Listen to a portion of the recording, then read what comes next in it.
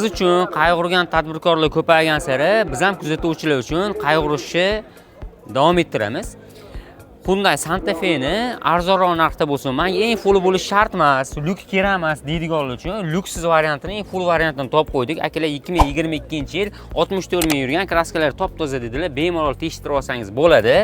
Mashinamiz salon holatlari juda ham go'zal. Biz oldingi qo'ygan variantlarimiz eng full edi, 3.5 likda. Bu 2 motorli bo'ladi. Rasxoti kamroq bo'ladi. Menga rasxoti kamroq bo'lsin, lekin ko'rinishi juda ham chiroyli bo'lsin deganlar uchun yaxshi variantda.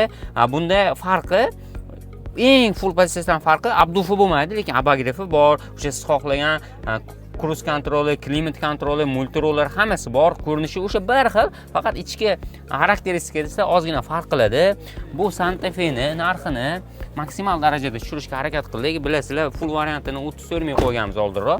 Bu undan ancha yengilroq. Narxini taxmin qilib turing, hozir aytaman. Buni narxini egalari bilan kelishib, talashib, tortishib 27.900 ga tushirib qo'ydik akalar. Hyundai Santa Fe qidirgan do'stingizga bu videoni jo'natib qo'ying. Sababi bunaqa ishkalant variantdagi Santa Fe'ni topish sal qiyinroq, chunki bunaqa narxda faqat Inomarka Namanganda bo'ladi. Bitta like bosib qo'ying.